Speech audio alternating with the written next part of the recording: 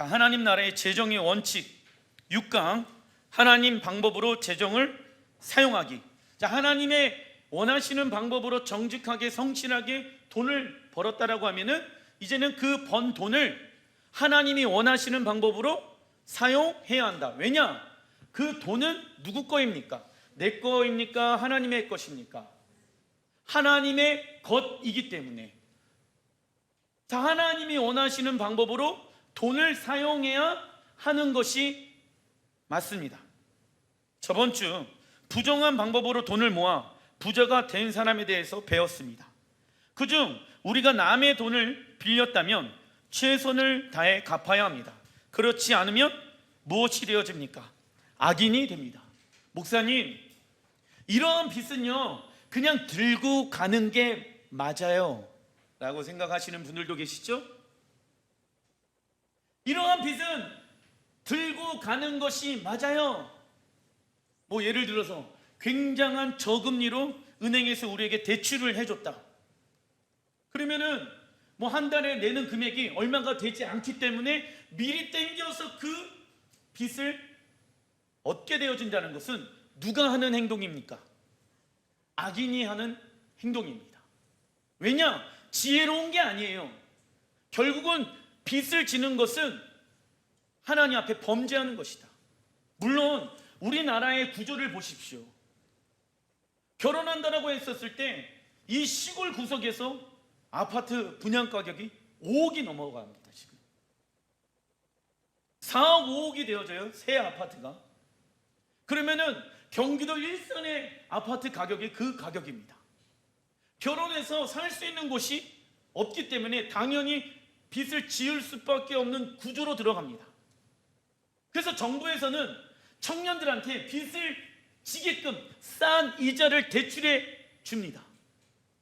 그런데 그러한 방법은 근본적인 문제를 해결할 수가 없지요. 정부가 계속 국민들에게 빚을 지게끔 한다는 것은 IMF 때의 상황으로 돌아가게 되어지는 거예요. 그러한 구조는 건강한 구조가 아니에요. 순간은 돌아갈 수는 있겠죠. 하지만 결국은 그 빚진 것을 나라가 환수한다라고 하면은 IMF의 상황을 또 우리나라를 맞이할 수도 있는 것이죠. 하나님이 일하시고 계셨다라는 증거인 거예요. 뭐가? 이 나라가 1900년도 후반에 2000년도 초반에 빚을 너무 많이 져가지고 망한 결과가 IMF라고. 그런데 그 내용들이 어디에 쓰여져 있습니까? 성경에 쓰여져 있다. 그죠? 그래서 이제 저번 주에 집사님들이랑 나눔을 하다가 자신은 이 성경에 나와 있는 말씀대로 살지 않다 보니까는 대부분 많은 것들을 경험하게 되어졌다. 어떠한 것을 경험하게 되어지냐면 하나님의 심판들을 많이 경험해 봤다 이거예요. 근데 이제 문제가 누구냐면 자녀들이 문제인 거예요. 자녀들이 왜 문제인지 아십니까? 아직 이게 안 왔잖아. 하나님의 심판이 아직 안 왔잖아. 누구 보호 아래 있어요? 부모의 보호 아래 있으니까 아직 경험하지 않았잖아. 그래서 유대인들은요 어렸을 때부터 자식들한테 경제 교육을 시켜요. 누가 원하는 방법으로 돈을 쓰고 벌어라. 하나님이 원하시는 방법으로 돈을 쓰고 벌어라. 왜? 하나님이 원하시는 방법으로 돈을 벌고 쓰지 않으면은 결국 너의 인생은 망하게끔 되어져 있어. 내가 그 증인이야. 저번 주에 우리가 나눔할 때 다 한두 가지 이상은 그걸 경험했잖아요. 그죠? 어떤 사람은 진짜 다 망하게 되어지고 어떤 사람은 그 빚 때문에 숨조차 쉴 수 없는 상황 가운데 벌어지게 되어지고 어떤 사람은 하나님이 원하시는 물질들을 흘려내보내지 못하고 있는 상황 가운데 있었다라는 것입니다. 빚은 건강한 것이 아니에요. 빚은 건강한 것이 아닙니다. 그런데 세상은 뭐라고 얘기하는지 아십니까? 야, 빚을 져야지 살 수 있어. 빚을 져야지 돈을 벌 수 있어. 그런데 하나님은 그 반대로 빚을 지는 거는 잘못된 거야. 빚지지 않아도 부자가 될 수 있어. 할렐루야. 어떠한 말씀을 여러분들 믿겠습니까? 세상의 말입니까? 하나님의 말씀입니까? 하나님의 말씀을 믿는다라고 하면은 내가 돈을 벌어요. 그러면은 지출의 최우선순위 중에 하나가 뭐가 돼야 됩니까? 빚을 갚는데 사용해야 된다. 아무리 싼 이자를 우리에게 준다고 하더라도 쟁겨놓고 있으면은 안 된다. 왜냐? 하나님이 새로운 일을 하실 수가 없어요. 왜? 내 힘으로 모아둔 것이 있잖아요. 그죠? 이거 하나님의 거예요? 하나님의 것이 아니에요. 그 은행 것이 그잖아요. 그거 하나님의 것이 아니지. 물론 모든 물질은 하나님의 것이지만은 잘못된 방법으로 사용을 하고 있으니 이것은 악한 자의 사단의 것이 되는 것이죠. 그래서 어렸을 때부터 경제 교육을 시키는 이유는 유대인들이 돈 많이 벌어라 이 얘기를 하는 것이 아니라 하나님은 반드시 이 말씀들을 너의 삶 가운데 이루실 것이야. 내 삶 가운데 이루셨어. 그러니까 하나님은 너희들에게 기회를 주길 원해. 배워야 돼. 유대인들이 하는 것 중에 부모가 하는 것 중에 하나가 있습니다. 돈을 많이 번 부모가 하는 것은 그 돈을 자식들한테 1원도 나눠주지 않는 거예요. 그래서 이제 기자들이 물어봅니다. 당신은 어떻게 하면 자식들에게 유산을 하나도 물려주지 않습니까? 이 사람이 얘기합니다. 당연한 것을 저에게 왜 물어보십니까? 유대인들에겐 자식들에게 물려주지 않는 것이 당연한 거예요. 그리고 그 돈을 어디로 환원한다? 사회에 환원하는 거예요. 그래서 고아와 가부와 객들이 있지 않습니까? 사회적 약자가 있지 않게끔 만들어 놓는 거예요. 왜요? 하나님이 원하시는 나라는 고아와 가부와 객이 고통을 받지 않는 것이거든. 하나님의 나라 안에 고아와 가부와 객이 고통을 받으면 됩니까? 안 됩니까? 안 되잖아요. 이거 불공평하잖아. 그런데 하나님이 말씀하시는 거예요. 나 대신에 내가 너희에게 그런 권한과 능력과 부를 줄게. 너희가 나 대신에 나의 형상으로 그 사람들에게 하나님의 살아계심을 보여줄 수 있겠니? 할렐루야. 이것을 하는 것이 에덴 동산에서 정복하고 다스리는 아담이 맡은 청지기의 삶이었다고. 우리도 무엇을 해야 되는지 아십니까? 자식들한테 무언가를 물려줄 생각을 하는 것이 아니라 하나님이 공짜로 주신 이 물질, 이 물질을 어떻게 하면 하나님을 위해서 쓸 것인가를 여러분들이 고민하고 생각하셔야 한다. 자식들한테 물려주면 하나님이 뭐라고 얘기하는지 아십니까? 그 자식이 부모한테 순간은 감사할 수 있겠죠. 하지만 그 자식은 그 재정을 하나님이 원하는 방법으로 쓰지 않을 것입니다. 왜요? 돈이 귀한 거를 모르니까. 그러니까 애들이 무엇하기 시작합니까? 일하지 않는 거예요. 그래서 성경에 보게 되어지면 일하는 것은 굉장히 고귀한 거예요. 일하는 것은 굉장히 무엇하는 것이다?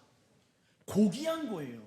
거룩한 거예요. 왜요? 하나님도 일하셨고 하나님이 에덴 동산을 창조하시고 나서 이 세상의 모든 만물을 직접 일하시면서 만드셨잖아요. 그죠? 그리고 아담과 하와한테 뭐라고 얘기하냐면 쉬지 말고 놀고 먹고 하지 말고 뭐 하래요? 정복하고 다스리고 땅에 충만하라. 할렐루야.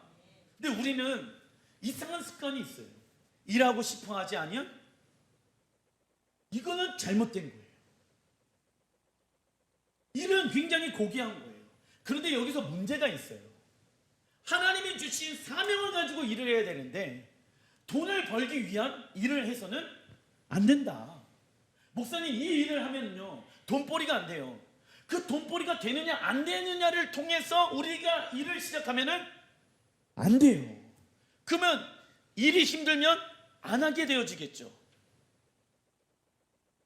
근데 하나님이 부르신 게 그 일을 통하여서 불을 창출하고 그 불을 통해서 영혼들을 섬기고 하나님의 나라를 세워가는데 그 불을 사용하라고 말씀하고 계시는데, 자꾸 돈의 가치로 인해서 이 일이 좋냐 저 일이 좋냐라고 따지고 있으면은 하나님의 말씀에 순종할 수가 없지요. 그래서 빚을 갚기 위해서는 첫째, 오늘부터 더 이상 빚을 내지 않기로 결정해야 됩니다. 둘째, 오늘부터 작은 금액이라고 할지라도 매일 매달 빚을 갚기로 결정해야 됩니다. 목사님, 빚이 너무 많아요. 그렇기 때문에 염두가 나질 않아요 라고 하시는 분들은 잘못된 거예요. 나에게 빚을 갚을 수 있는 돈이 1,000원, 5,000원, 10,000원 있다고 하더라도 그 돈을 갚기로 무엇해야 됩니까? 결정해야 합니다. 왜요? 하나님은요, 좋아하는 것이 있어요. 무엇을? 작은 것에 충성하는 자들은 큰 것을 맡기리라. 내가 빚을 너무 많이 져가지고 내가 빚을 갚을 수 있는 상황이 아니야. 하지만 하나님은 그 안에서 뭐 하래요? 작은 것부터 갚아봐. 그러면 내가 큰 일을 행하리라. 이게 성경적인 거예요. 부도를 맞았어.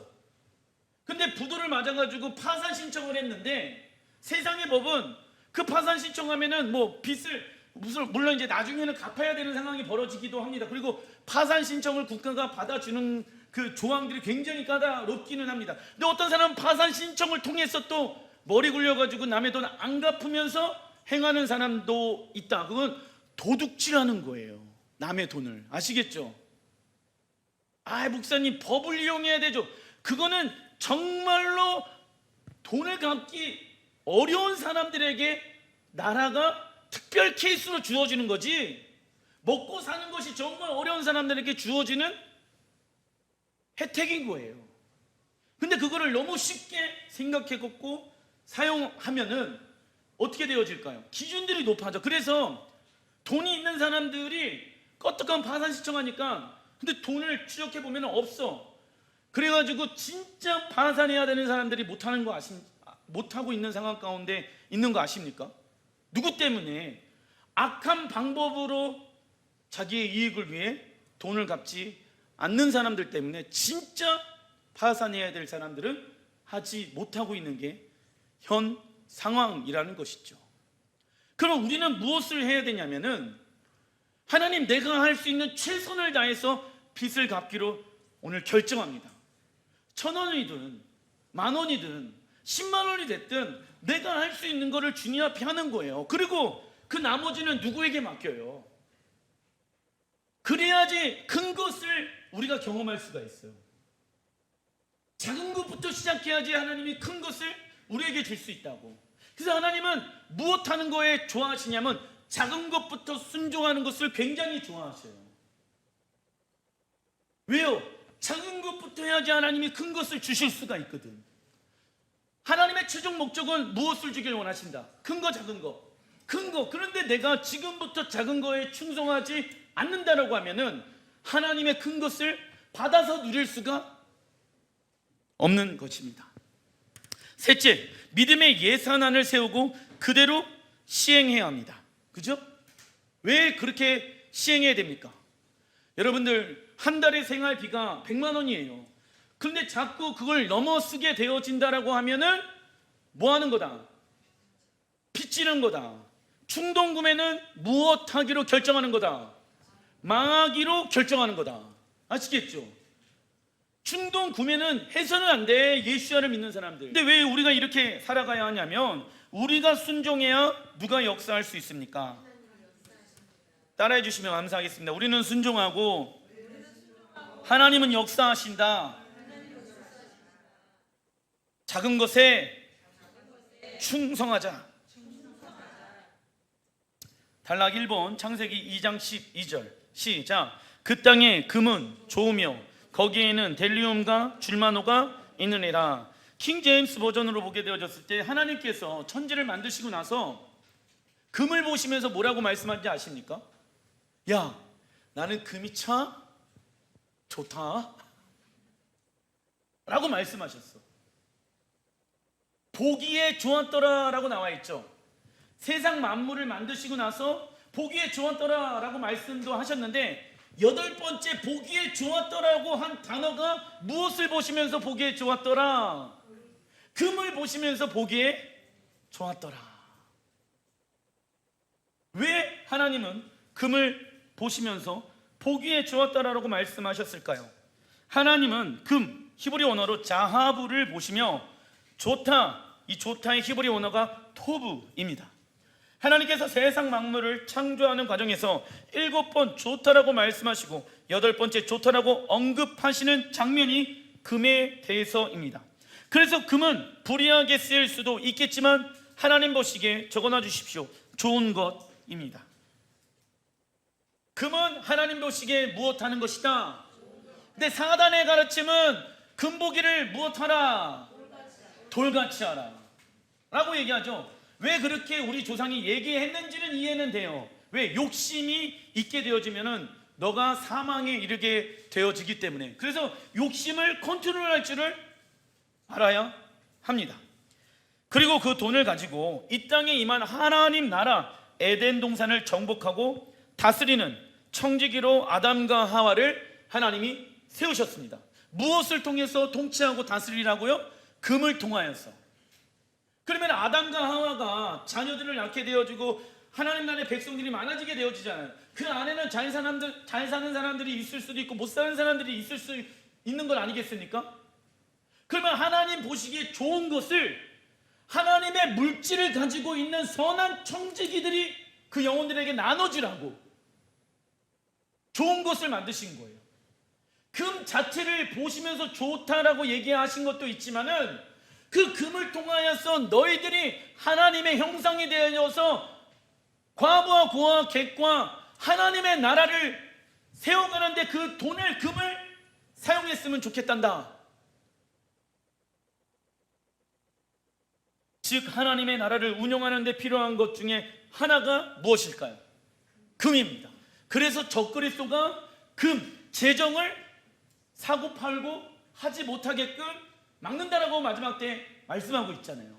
우리가 이 재정 훈련을 해야 하는 이유가 무엇입니까? 마지막 때 우리는 들어와 있습니다. 마지막 때가 오고 있는 것이 아니라 우리는 지금 마지막 때 살아가고 있습니다. 너무 많은 일들이, 마지막 때 일어나는 일들이 이 시대에 지금 일어나고 있지요. 그때 우리가 아무리 돈이 많이 있더라도 매매를 할 수 없는 상황 가운데 오게 되어진다. 그때 하나님이 원하시는 방법으로 사는 초자연적인 성령님의 역사를 맛볼 수 있는 사람들은 하나님 나라의 재정의 훈련이 되어진 사람, 즉 주인 바꾸고 믿음으로 살아간 사람들이 그때를 통과할 수가 있는 것이죠. 그렇게 믿음으로 살게 되어지면 하나님은 우리에게 무엇을 주신다? 복을 주신대.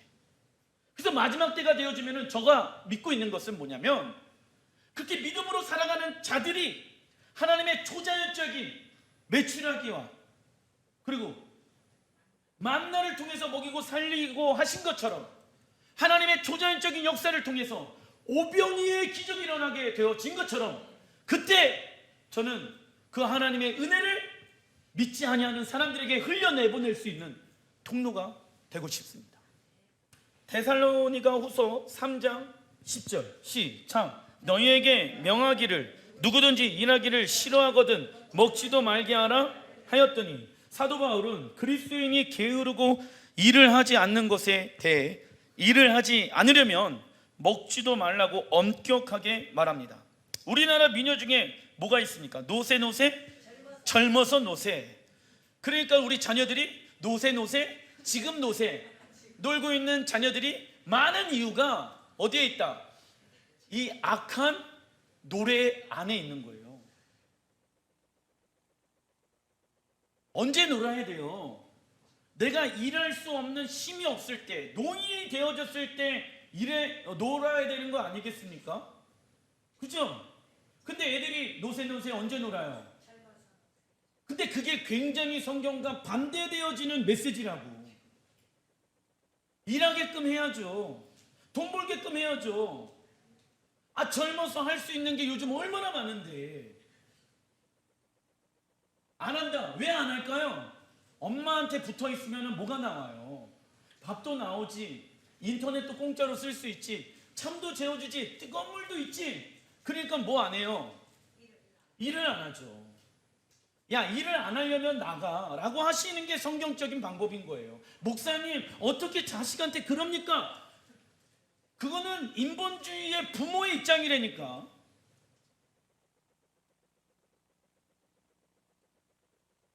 우리가 착각하는 게 있어요.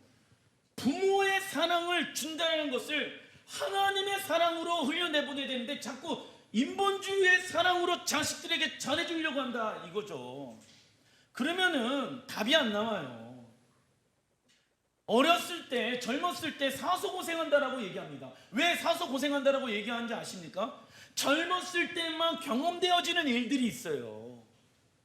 나이 들어서는 못해, 힘든 일을.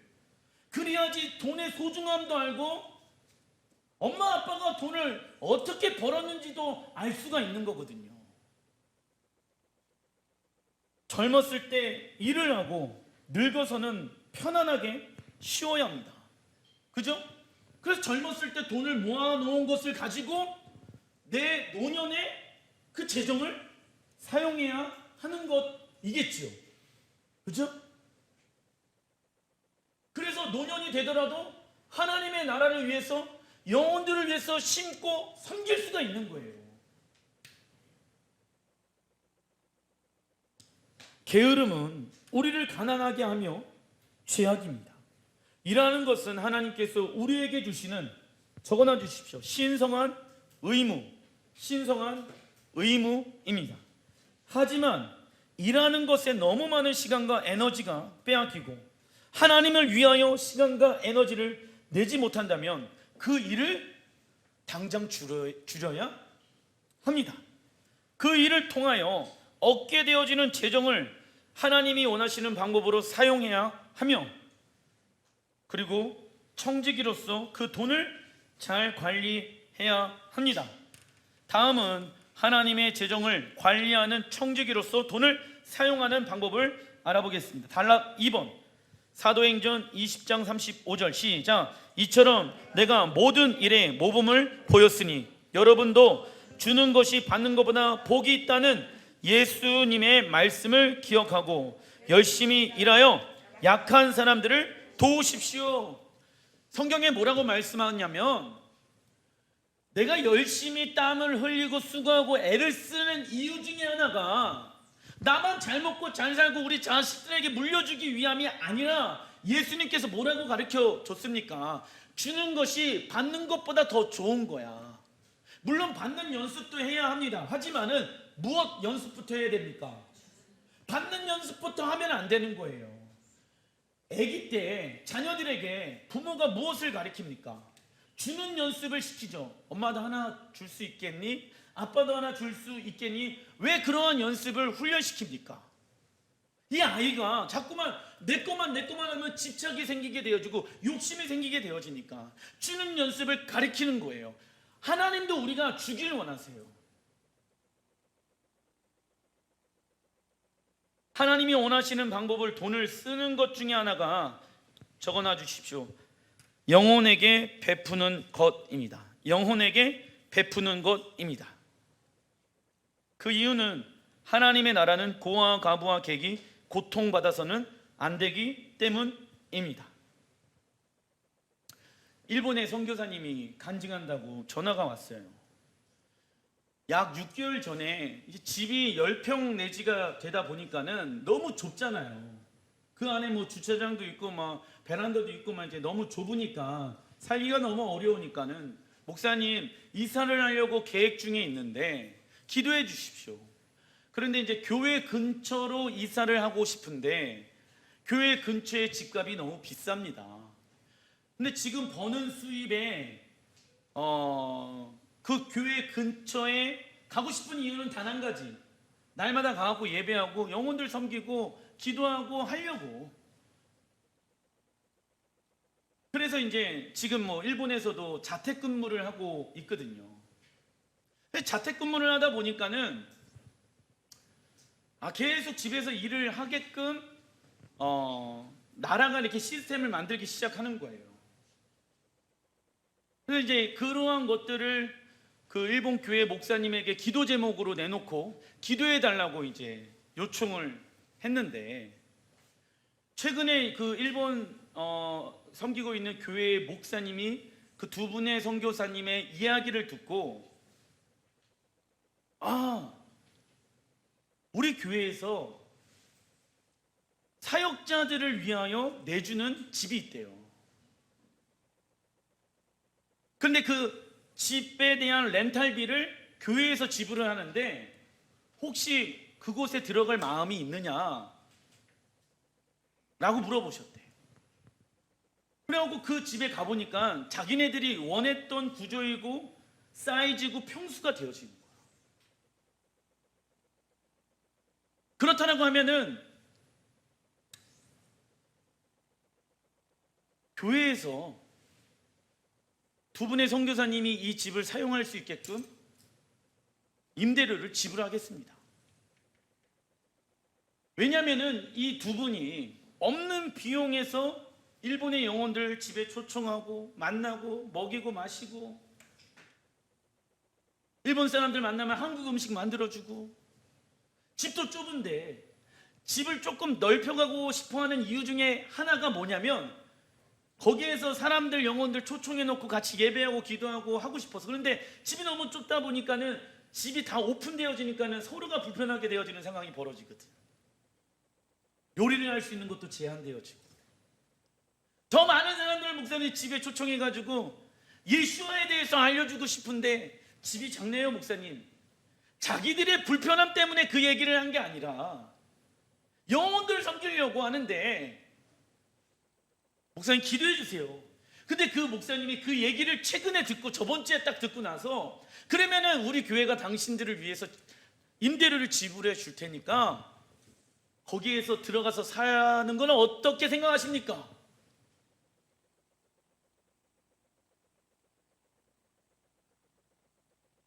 (6개월) 전에 그 근처에 집을 알아봤는데 들어갈 수가 없어. 택도 없어. 돈이 없어가지고. 그럼 보세요, 임대료도 굳었죠. 그러면 결국은 어떻게 되어졌어요? 직장도 코로나 때문에 가지 않고 자택근무를 해. 뭐예요? 꼭 먹고 안 먹고. 하나님 위대하신 분. 지금 살고 있는 집을 좀 교회랑 1시간 정도 떨어진 곳에다가 해놓은 이유가 회사 때문에 그랬거든. 근데 회사가 정책을 바꿨대. 회사의 근무를 들어와서 근무를 하는 사람들은 최소로 적어놓고 다 자택근무. 앞으로도 그렇게 하기 위해서 그 공간을 회사가 2층 3층을 쓰고 있는데 2층을 다 그냥 임대를 안 하기로 결정을 했대. 그러면 이분은요, 두 분의 선교사님은 그냥 일본에서 뭐 하고 있는지 아십니까? 집에서 자택근무하면서 편안하게 컴퓨터로 있다가 무슨 교회 사역이 있으면 가고 영혼들 만나고 섬기고 함께 할 수 있게 되어졌습니다. 그러니까 이런 거를 하나님은 우리가 맛보길 원하시는데 무엇 해야 되는지 아십니까? 누가복음 6장 38절 시작. 주라, 그리하면 너에게 줄 것이니 곧 후히 되어 누르고 흔들어 넘치도록 하여 너에게 안겨 주리라. 너희가 헤아리는 그 헤아림으로 너희도 헤아림을 도로 받을 것이냐. 그러니까 우리가 해야 될 거는 뭔지 아세요? 주라이니, 주라. 그리하면 넘치도록 흔들어 흘려내보내시겠다 라고 말씀하시는 거는 누가 해야 됩니까? 하나님이 하셔야 될 일이죠. 근데 우리는 이제 기도할 때 하나님 주라는 빼고 너희에게 줄 것 곧 후히 되어 누르고 흔들어 넘치도록 하여 우리에게 안겨주십시오 라고 기도는 엄청나게 잘하는데 앞에를 안 해. 주라. 왜요? 곤란하거든. 곤란하잖아. 근데 우리가 영혼들에게 우리가 가지고 있는 어느 재정의 일부를 주지 않는다라고 하면은 그리하면이 나올 수가 없죠. 하나님이 고아와 과부와 객들에게 돈을 주는 것은 하나님께 꿔주는 것이라고 성경에 쓰여져 있거든. 예를 들어서 누가 뭐 선교 여행을 가려고 한대. 그러면은 누가 보더라도 저 사람이 필요한 게 뭐예요? 돈일 거 아니야. 그러면 여기에서 우리가 해야 될 게 뭔지 아십니까? 하나님, 내가 저 사람한테 줘야 됩니까? 물어봐야 돼. 첫 번째. 그냥 저 사람 가니까는 내가 당연하게 줘야지 라고 생각하면 안 돼요. 당연한 것은 하나님이 원하시는 마음으로 흘려내보내지 못할 수가 있습니다. 그래서 하나님, 내가 저 사람한테 줘야 될까요? 라고 요청하고 물어봐야 돼. 그러면 줘라. 그럼 두 번째, 얼마요? 라고 물어봐야 된다. 왜 얼마요를 물어봐야 되냐면은 우리가 해야 되는 것은 돈이 뭐 10,000원이 됐든 100,000원이 됐든 주는 거예요. 근데 이제 자꾸 우리가 인간적으로 어떤 생각을 하냐면 나한테 지금 10,000원밖에 없는데 10,000원 주면은 저 사람이 오해할 것 같거든. 지금 장난해? 고작 주는 게 10,000원이야? 이런 생각할 수도 있는 건 아니겠습니까?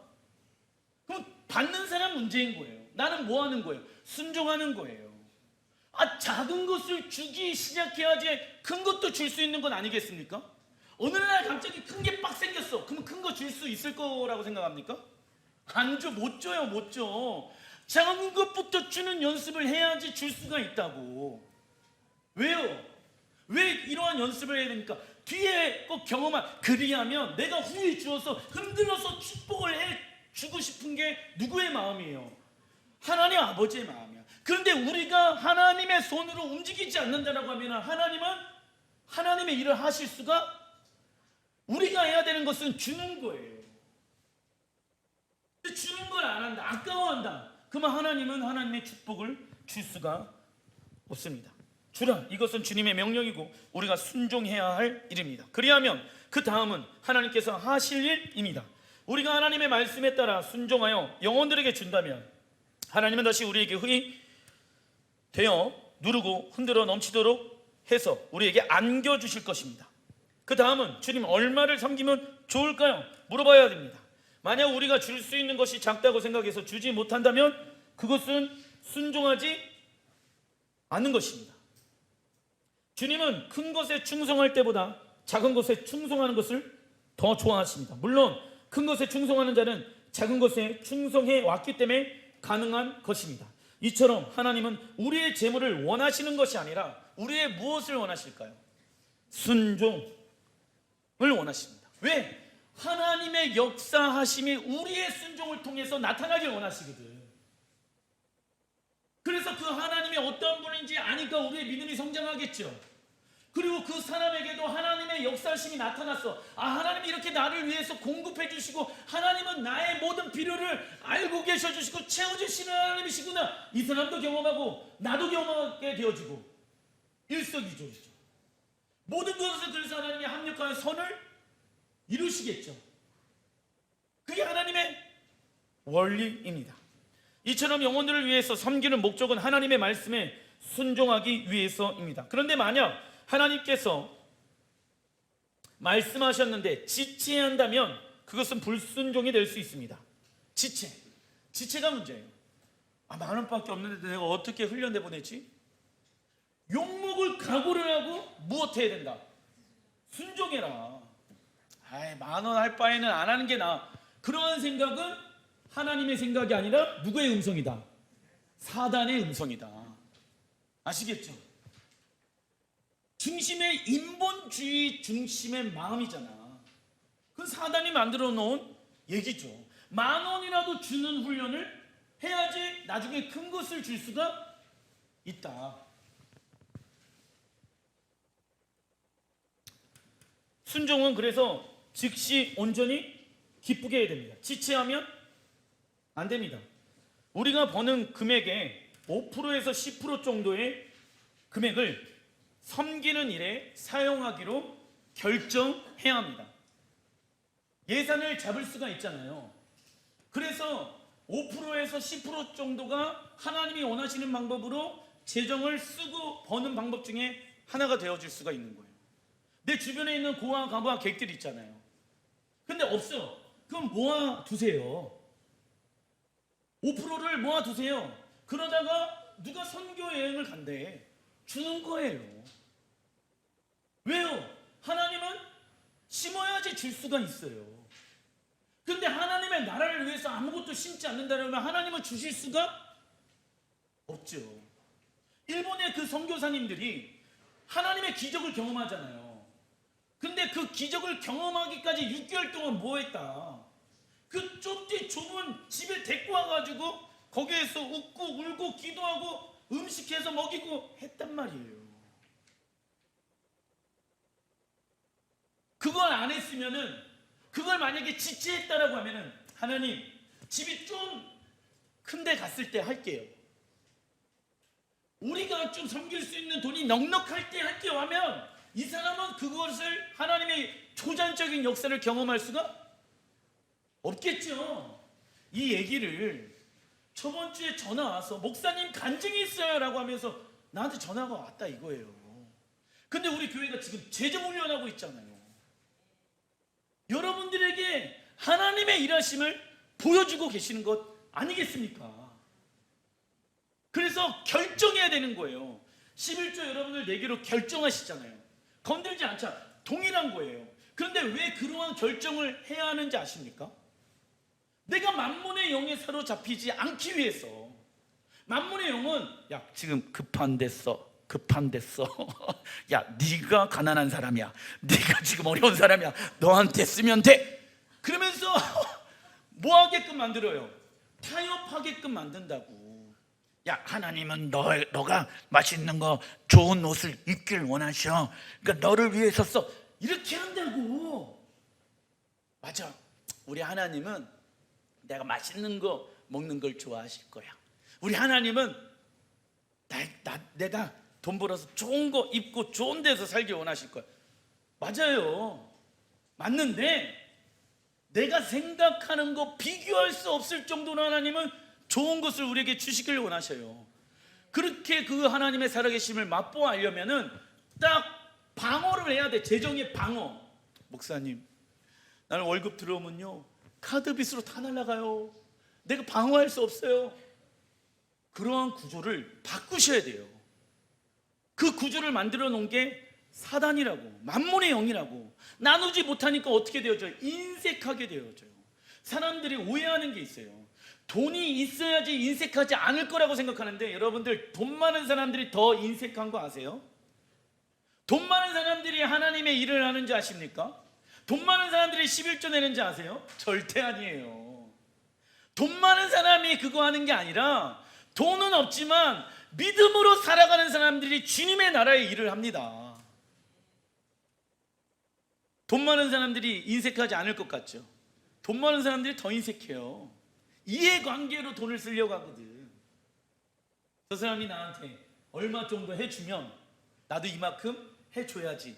그건 세상의 관계를 얘기를 하는 거예요. 나랑 전혀 상관없는 사람들한테 하나님이 주신 마음을 가지고 흘려내보내줄 수 있는 사람이 돼야지 하나님이 나에게 무엇을 주실 수 있다? 당신의 축복을 주실 수가 있는 것이죠. 근데 축복에 집중해서는 안 되는 거예요. 순종하다 보니까 하나님이 일하시더라. 이걸 경험하길 주님의 이름으로 축원드립니다. 우리가 잊지 말아야 하는 것은 우리는 재물의 노예가 아닙니다. 재물이 우리의 노예인 것을 기억해야 됩니다. 그래서 우리가 어디에 재정을 사용할지 용도를 정할 수 있어야 무엇과 싸울 수 있다? 만몬의 영과 싸울 수가 있는 거예요. 에스겔 16장 49절 50절 시작. 내 동생 소돔이 범한 죄는 그와 그 딸이 먹을 것이 많고 아무 걱정 없이 태평세월을 누리게 되자 그들의 마음이 교만하여 가난하고 불쌍한 자를 도와주지 않은 것과 거만하여 내 앞에서 더러운 일을 행한 것이다. 그래서 너도 보았지만 내가 그들을 없애버렸다. 소돔과 고모라 사람들은 자기의 능력과 노력으로 돈을 벌어 재물을 모았다라고 생각합니다. 그 결과 그들의 재물을 자기의 것이라고 생각하여 오직 누구의 필요 위해서만 사용한다? 자기들의 필요를 위해서만 사용하고 있다고. 이거는 누가 하는 거예요? 소돔과 고모라가 하고 있는 행위라고. 이처럼 많은 그리스도인들이 기복주의의 신앙에 빠져 있고 이원론적인 영상, 신앙과 삶이 분리되어지는 것, 개인 이기주의적 신앙생활에 익숙해져 가고 있습니다. 그러나 하나님은 가난한 자를 불쌍히 여기는 것은 여호와께 구워주는 것이라고 말씀하고 있습니다. 내가 먹고 마시는 데 있어서 풍족해. 그런데 무엇을 생각해야 되는지 아십니까? 내가 알고 있는 사람들 중에 혹시 가난한 사람들은 없을까? 이런 생각을 하는 것은 하나님이 나에게 주시는 생각이에요. 갑자기 누가 딱 고기 먹고 있는데 얼굴이 빡 생각나. 그러면 어떻게 해야 됩니까? 와라. 나눠줘야 된다고. 근데 누구? 가난한 사람들. 그렇지 않으면 우리는 소돔과 고모라 사람들처럼 살아갈 수도 있습니다. 잠언서 11장 24절 시작. 흩어 구제하여도 더욱 부하게 되는 일이 있나니 과도히 아껴도 가난하게 될 뿐이라. 우선 여기까지. 과도히 아껴도 어떻게 되어진대요? 이렇게 되지 말라고요. 아끼면 잘 살 것 같죠? 그것도 세상 말이죠. 아껴봤자 가난하게 되어진다. 아끼지 마세요. 25절 시작. 구제를 좋아하는 자는 풍족하여질 것이요 남을 윤택하게 하는 자는 자기도 윤택하여지리라. 여러분들, 영혼들을 섬기게 되어졌을 때 마음 가운데 돈으로 살 수 없는 어떠한 뿌듯함과 감사함이 넘쳐요. 힘든 사람들 도와주잖아요. 그 사람과 나 어떤 관계도 없는데도 불구하고 막 사회봉사 하는 사람들이 이 하나님의 말씀을 경험하고 있는 거예요. 풍족해지고 윤택하게 되어지는 거예요. 이 맛을 맛볼 수 있는 여러분들 되시길 주님의 이름으로 축원드립니다. 근데 세상은 뭐라고 얘기합니까? 목사님, 돈이 있어야지 남들도 돕죠. 그건 세상이 말하는 이야기입니다. 우리 그리스도인들은 돈이 없어도 섬길 수 있습니다. 가서 몸으로 섬겨줄 수도 있고, 집에 뭐가 있는데 두 개가 있네. 1+1 해갖고 샀잖아. 그러면 그거 하나 들고 가가지고 주는 연습해야죠. 작은 것에 충성하면 하나님이 큰 것을 주십니다. 단락 3번 빌립보서 4장 16절 시작. 데살로니가에 있을 때에도 너희가 한두 번뿐 아니라 두 번이나 나의 쓸 것을 보내었도다. 내게는 모든 것이 있고 또 풍부한지라. 에바브로디도 편에 너희가 준 것을 받음으로 내가 풍족하니 이는 받으실 만한 향기로운 제물이요 하나님을 기쁘시게 한 것이라. 자, 사역자들, 그러니까 이제 목회자, 선교사, 또 하나님의 어떠한 일을 하기 위해서 사역하고 있는 전임, 간사들, 이런 사람들에게 무엇하래요? 주래요. 그런데 이러한 것을 주게 되어졌을 때 개인으로 주는 것도 물론 해야 되겠지만, 이렇게 사역자들을 위해서 주는 것은 사실 교회를 통해서 주는 것이 제일 건강합니다. 왜냐? 그 사람이 어떠한 사람인지 모르는 사람들이 대부분일 수도 있고, 그 사람이 사역 가운데 어쨌든 건강하게 하지 못하고 있는 상황이 벌어질 수도 있기 때문에, 그리고 교회가 할 수 있게끔 통로가 되어지는 것은 성경적인 방법입니다. 그런데 그 사람들에게 내가 물질을 흘려내보내면 하나님은 그 물질을 뭐라고 얘기하는지 아십니까? 재물이라고 얘기를 해요. 재물. 하나님께 드려지는 뭐다? 향기로운 재물이래. 그냥 돈을 주는 것이 아니라 하나님은 예배를 받으신대. 할렐루야. 그것도 너무나도 향기롭게 적어놔 주십시오. 즉 하나님의 일을 하는 자들에게 헌금을 하는 것은 하나님을 예배하는 모습, 하나님을 예배하는 모습이기 때문에 하나님을 기쁘시게 하는 것입니다. 갈라디아서 6장 6절 가르침을 받는 자는 말씀을 가르치는 자와 모든 좋은 것을 함께 하라. 말씀을 배우는 자들은 말씀을 가르치는 자에게 좋은 것을 함께 하라고 말씀합니다. 저한테 뭔가 들어오게 되어지면 제가 나 혼자 먹고 죽겠다 이렇게 하겠습니까? 우리 교회 안에 어떤 사람 집에 가보니까 이게 필요한 것 같던데 저게 필요한 것 같은데 그러면은 또 흘려내보낼 수 있겠죠. 성도들끼리 가정의 상황들을 잘 모를 수도 있기 때문에 그래서 신방을 해야 되는 거예요. 왜? 서로 도와주고 섬겨줄 수 있는 통로로 하나님이 사용하는 것입니다. 그리고 하나님은 섬기는 자를 공급하기 시작합니다. 네, 할 때 조심해야 될 게 있습니다. 고린도후서 9장 7절 시작. 각각 그 마음에 정한 대로 할 것이요 인색함으로나 억지로 하지 말지니 하나님은 즐겨내는 자를 사랑하시니라. 또 이 말씀 가지고 하나님이 뭐 억지로 하지 말라고 했고 하나님은 즐겨내는 거를 좋아한다니까 나 안 할래 이렇게 또 적용하시는 기가 막히신 적용하시는 분들도 많이 계시는데 그 얘기하는 게 아니라 그러면 뭐 하는 거예요? 불순종하고 죄 짓는 거잖아. 그 얘기하는 게 아닙니다. 우리에게 있는 재정은 우리의 것이 아니기 때문에 인색할 필요도 없으며 억지로 할 필요도 있다 없다? 없다. 그런데 사람들이 언제 인색하게 되어질까요? 이제 일반적인 사람들은 돈이 있을 때 아니면 또 돈이 없을 때 인색해질 거라고 생각해요. 아니에요. 하나님이 마음의 중심에 계시지 않을 때 인색하게 되어져요. 오해하고 있는 게 있는데 돈이 없으니까 인색하게 살 수밖에 없다고 생각합니다. 아니에요. 돈 없어도 인색하지 않게끔 사는 사람 너무 많아요. 믿지 아니하는 사람들 중에서도. 우리가 오해하면 안 돼요. 돈이 없다고 해가지고 인색한 삶을 살고 있는 것이 아니라 그 마음의 중심 가운데 누가 계시지 않기 때문에 하나님이 계시지 않기 때문에 인색하게 되어지는 것입니다. 우리가 우리의 재정을 하나님께서 행하실 것을 기대하기 때문에 즐겁고 기쁘고 기대가 되는 것입니다.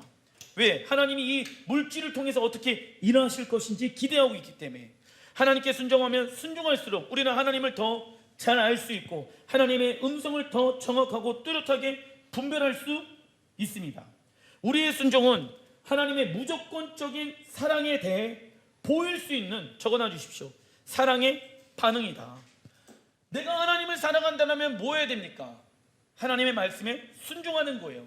그 순종만이 무조건적인 하나님의 사랑에 대해서 내가 보여줄 수 있는, 내가 들을 수 있는 사랑의 반응인 것입니다. 그런데 하나님의 말씀에 순종하여 물질을 섬기는 것이 즐겁지 않을 때가 있습니다. 그러나 잊지 말아야 하는 것은 순종에서 많은 대가를 치르는 것보다 불순종의 대가가 훨씬 더 크다는 사실을 잃어버려서는 안 됩니다. 하나님의 말씀에 순종해서 예를 들어서 어거지로 했다라고 쳐요. 근데 어거지하는 것은 하나님이 원하지 아니하는 방법입니다. 순종은 어떻게 합니까? 즉시 온전히 기쁘게. 즉시 온전히 기쁘게 지체하고 자꾸 막 억지로 하고 인색하게 하면은 하나님이 기쁘게 향기나는 제물로 받아들일 수가 없지요. 근데 왜 이렇게 하냐면 목사님, 결국은 재정훈련은 하나님 음성 듣고 순종하는 거거든. 그죠? 그런 거 맞죠? 하나님 음성 듣고 순종하는 건데 왜 순종을 하냐? 나의 물질의 주인은 나예요, 하나님. 그러면 하나님이 좀 쓰시겠다고 하는데 자꾸 그것 때문에 마음 상하고 어려워할 필요 없어요. 왜냐? 하나님이 순종하는 자들에게 주시는 복이 있죠. 하지만 반대로 불순종하게 되어졌을 때 더 많은 것들을 우리는 잃어버릴 수가 있다라는 사실을 잊지 마십시오. 대가 지불해서 순종해서 대가 지불해가지고 있는 것보다, 근데 그건 나중에 치워준대 하나님이. 불순종해서 잃어버리는 게 더 많대. 그 신명기에 나와 있잖아요, 6장에. 예를 들어서 비율로 하나님이 순종해서 받게 되어지는 복을 10가지를 얘기했어요. 근데 그 구절 안에 불순종하게 되어졌을 때 받게 되어지는 저주가 거의 5배인가 4배가 많은 거 아십니까?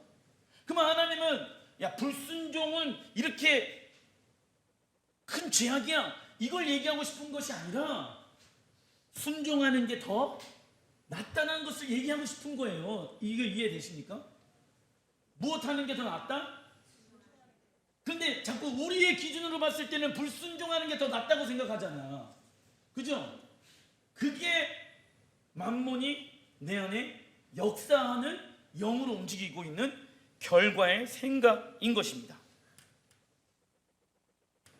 단락 4번 말라기 3장 8절 시작. 사람이 어찌 하나님의 것을 도둑질하겠느냐? 그러나 너희는 나의 것을 도둑질을 하고도 말하기를 우리가 어떻게 주의 것을 도둑질하였나이까 하는도다. 이는 곧 11조와 봉헌물이라.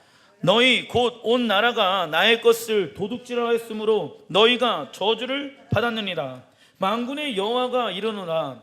너희의 온전한 11조를 창고에 들여 나의 집에 양식이 있게 하고 그것으로 나를 시험하여 내가 하늘문을 열고 너희에게 복을 쌓을 곳이 없도록 붙지 아니하나 봐라. 자, 하나님이 11조는 나의 거야. 제가 하나님 앞에 회개한 적이 있습니다. 제가 11조 설교를 예전에는 거의 안 했어요. 왜 안 했냐? 마치 이제 뉴스에서 봤을 때 뭐 11조 설교하면, 그리고 또 뭐 사람들이 이런 얘기 하잖아요. 아, 저놈의 교회는 맨날 헌금만 내라고 한다, 이런 식으로 얘기를 하잖아. 그러니까 이제 나는 그런 대접을 받고 싶지 않은 거예요. 왜? 인간적으로 좋은 사람이 되고 싶거든. 그런 마음이 들었었던 적이 있었다고. 그래서 얘기를 안 했어요, 거의. 근데 그거는 잘못된 거예요. 그러한 욕을 먹는 것이 싫기 때문에 말을 안 한다는 것은 주의 종으로서 죄 짓는 겁니다. 그게 청렴한 게 아니에요. 여러분들 오해하지 마세요. 청렴한 게 삶으로 나타나면 되는 거지, 설교를 이런 얘기를 한다 안 한다 때문에 청렴하고 청렴하지 않고 거룩하고 거룩하지 않은 것을 구분지어서는 안 됩니다. 11조를 안 내는 것은 하나님의 것을 도둑질하는 거예요.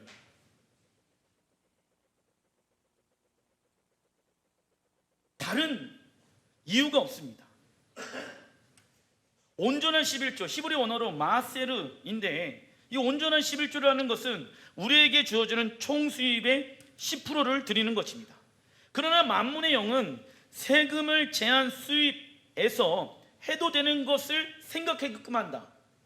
예를 들면 일반 직장에 다니면 세금이 제하고 월급이 입금되어지죠.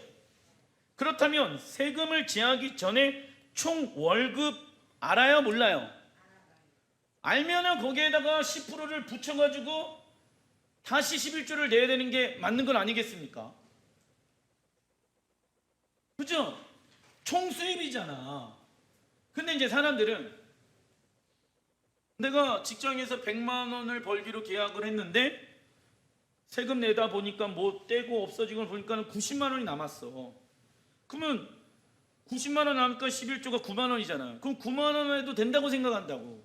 그거는 만문의 영의 생각인 거예요. 나라의 국가의 의무로서 내가 세금을 내는 거고, 저도 세금 냅니다.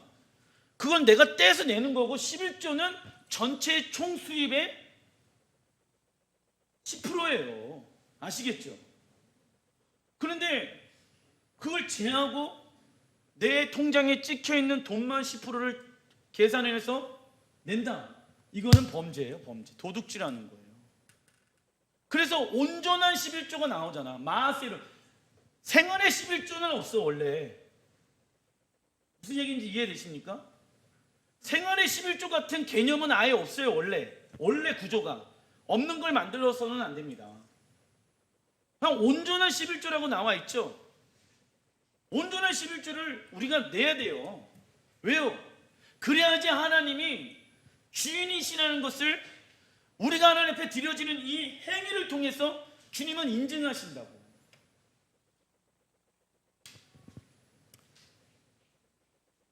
그리고 문제가 또 있어요.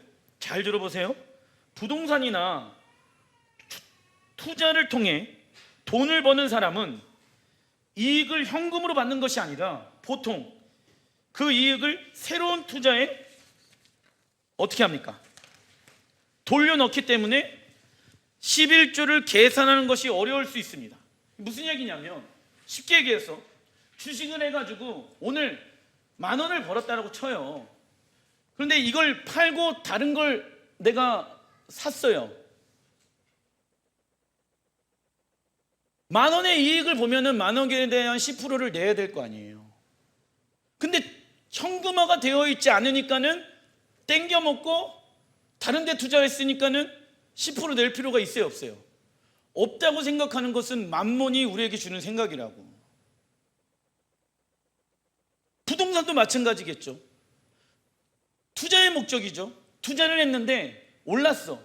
근데 그 오른 돈을 가지고 또 다른 데에 투자를 하는데 현금화가 안 됐잖아. 예를 들어서 바로 다른 걸 사는데 부동산에 그 돈이 들어갔다고 치면은 그 이익 차이의 10분의 1을 하나님 앞에 드려야지 맞는 거예요. 그런데 이렇게 안 하잖아요. 하나님의 재정의 축복가 막혀요. 이상하다. 왜 내 삶 가운데 자꾸 내가 하나님이 원하는 방법으로 지금 돈을 쓰고 벌고 있는 것 같은데 왜 막히고 있지? 재정이 왜 늘어나지 않고 있지? 그리고 또 하나님이 뭐라고 말씀하시냐면은 헛된데 너희 돈들이 나가지 않게끔 하신대. 11조를 내는 사람들에게. 무슨 얘기냐면 질병에 걸리거나 어떤 병이 들어가지고 돈 나가지 않게끔 내가 너희들을 보호해 줄게. 엄한데 돈이 안 나게끔 보호해 줄게. 아시겠습니까?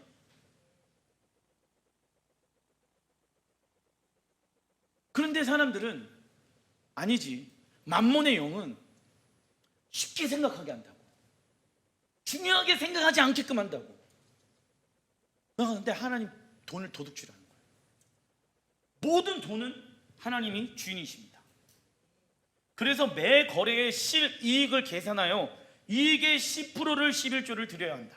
하지만 만몬의 영은 교묘한 방법으로 우리를 속이고 하나님의 것을 가로채 갑니다. 타락한 인간의 본성은 탐심과 이기심으로 가득해서 자기 소유를 움켜쥐고 쌓아두려고 합니다. 그러나 소유가 많을수록 무엇이 많아집니까? 걱정도 많아집니다. 많이 소유하며 안정된 삶을 살 것 같지만 그 쌓아둔 것들이 우리의 마음을 지배하게 될 가능성들이 높습니다. 이를 잘 아시는 하나님은 우리의 마음을 잘 알고 계시는 거예요. 하나님께서 만몬의 영으로부터 우리를 해방시키기 위해 만든 해결책이 적어놔 주십시오. 11조입니다. 11조란 같이 한번 읽어보겠습니다. 시작. 하나님은 우리의 공급자이시며 만몬의 영은 우리의 삶에 어떠한 영향력도 끼치지 못한다 라는 믿음의 선포를 실질적인 행동으로 옮기는 것입니다. 즉 하나님을 모든 것의 최우선순위로 두는 것입니다. 이것이 자신을 파괴하는 자기중심주의와 이기주의로부터 자유케 되어지는 길입니다. 돈이 있으면 자유케 되어질 것 같죠? 아니에요.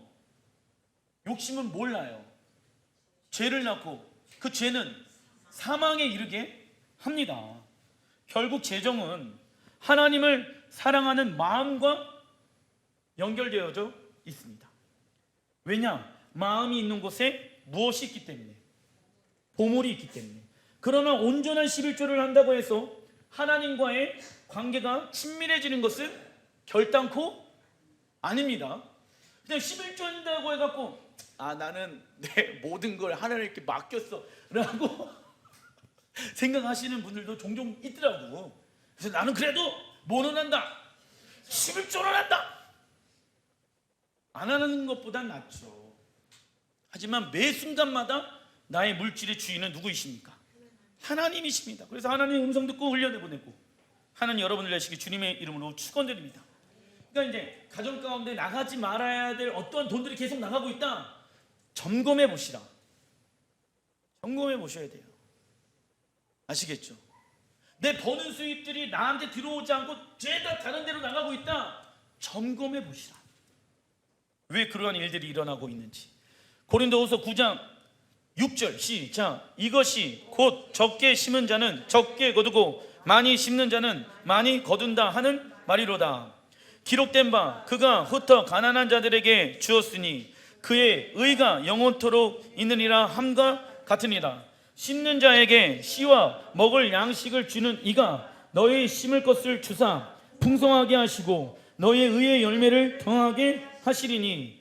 그렇다고 여러분들 많이 심으면 많이 준다고 하니까 막 11조, 난 11조보다 나 12% 낼게. 그것도 뭐 하는 거다? 불순종이다. 아시겠죠? 뭐만 해라? 10%만 해라. 10%만. 그리고 나머지는 하나님이 주시는 공화와 가부와 객들이 주변에 있다. 흘려내보내라. 하나님의 나라를 위해서 써라. 나의 물질이 필요한 자들이 내 주변에 있다 라는 것이죠. 감자 농사를 짓는 농부가 감자 10가마니를 수확했다면 몇 가마니는 다음 농사를 위해서 씨감자로 남겨둡니다. 다음에 풍성한 수확을 기대하기 때문에 씨감자를 목숨처럼 보존하지요. 그리고 씨감자 한 가마니에 감자 100개가 있다고 예를 들면 추수할 때 5,000개에서 7,000개 이상의 감자를 추수할 수 있습니다. 이처럼 하나님은 재물에 대해 말씀하실 때 농사의 원칙을 말씀하십니다. 우리가 무엇을 하든지 재물이 생긴다면 그것은 주께서 우리에게 주신 것입니다. 그래서 내년 농사를 위해 남겨두어야 하는 것이 씨감자 섬기는 것 11조인 것입니다. 그런데 하나님 나라의 재정 원칙으로 살고 있는데 재정이 풀리지 않을 때는 점검해야 하는 것들이 그래서 있는 거예요. 무슨 얘기냐? 자, 재정이 예를 들어서 100만 원 있다고 쳐요. 그런데 막 부동산과 주식에 다 넣어놨어. 그러면 된다 안 된다? 안 되는 거예요. 왜? 하나님이 원하시는데 쓸 수가 없잖아. 심어야지 하나님이 거두게끔 하시죠. 현금이 없는데 어떻게 섬길 수 있어요? 땅으로 줄 거예요? 주식을 떼갖고 줄 거예요? 아니잖아. 그러면 결국 내 모든 재정이 그쪽으로 들어가 있으면 즉시 할 수 있어요, 없어요? 투자한 게 아깝죠? 지금 빼면은. 그러니까 못하겠죠? 누가 주는 생각이다? 만몬이 주는 생각입니다. 자, 야고보서 4장 2절 시작. 너희가 얻지 못하면 구하지 아니하기 때문이요 하나님께 구하여도 받지 못하는 것은 쾌락에 쓰려고 잘못 구하기 때문입니다. 첫 번째, 하나님 나라의 재정 원칙으로 살고 있는데 재정이 풀리지 않을 때 점검해야 되는 것은 우리가 얻지 못한 것은 첫 번째 구하지 않았기 때문에. 구하여도 무엇을 위해서 쓰려고 합니까? 정욕으로 쓰려고 잘못 구했기 때문입니다. 내가 필요한 것이 있어요.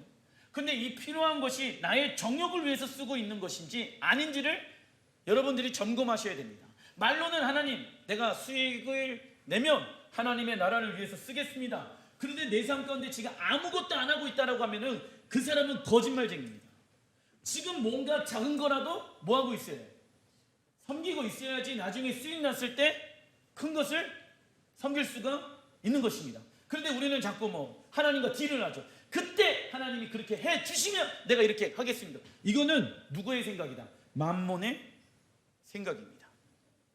두 번째, 마태복음 5장 23절 시작. 그러므로 예물을 제단에 드리려다가 거기서 내 형제에게 원망들을 말한 일이 있는 것이 생각나거든 예물을 제단 앞에 두고 먼저 가서 형제와 화목하고 그 후에 와서 예물을 드리라. 우리는 용서를 구하고 용서를 받는 삶을 살아야 합니다. A와 B라는 사람이 있습니다. A가 B에게 심각한 마음의 상처를 주었습니다. 이걸 뭐라고 얘기했냐면 마상이라고 하죠. 마음의 성천자 마상. 마상. 죄를 지은 A는 어두움의 영에 의해 묶여버리게 되어집니다. 그리고 사단은 B에게 가서 야, A 용서하지 마. A에 대한 복수심, 증오, 절대 용서할 수 없는 마음을 갖도록 일하기 시작합니다. 이때 B는 아무 잘못 했어요, 안 했어요? 안 했는데도 불구하고 용서하지 않기로 결정해버려서 사단에게 A와 같이 동일하게 묶이게 됩니다. 비록 A가 B에게 죄를 지었지만 B가 사단에게 묶이지 않기 위해서 무엇을 결정해야 됩니까? 용서하기로 결정해야 합니다. 왜? 묶이지 않기 위해서. 우리가 이 영역을 풀지 않는다면 그 사람과의 관계는 평생 묶여서 어둠의 영의 영향력 아래에 있게 되고 사단이 우리의 삶에 개입할 권위를 갖게 됩니다. 그러니까는 물질이 흘러갈 수가 없고 하나님께 영광이 될 수 없죠. 용서하는 것과 물질의 풀어지는 연관성인 거예요. 아시겠죠? 그래서 하나님 나에게 계시해 주십시오. 나 때문에 시험 드는 사람이 있습니까? 내가 또 용서해 주지 못하고 있는 사람들이 있습니까? 내가 오늘 용서하기로 결정합니다. 해야지 재물의 축복이 오는 거예요. 근데 용서하지 않고 나의 죄를 인정하지 않는다라고 하면은 물질의 통로는 막히게 되어집니다. 마태복음 16장 19절 시작. 내가 천국 열쇠를 내게 주리니 내가 땅에서 무엇이든지 매면 하늘에서도 매일 것이요 내가 땅에서 무엇이든 풀면 하늘에서도 풀리라 하시고, 보이는 세계에서 우리가 이것을 먼저 풀면 보이지 않는 영적인 세계에서도 풀어지기 시작합니다. 하나님 나라는 풀어주고 자유케 하는 나라입니다. 우리의 삶에 무언가 묶여 있는 게 느껴진다면 이 영역을 점검하고 영적 전쟁해야 합니다. 동일한 원리로 그러면 재정도 회복되어집니다. 기도하겠습니다.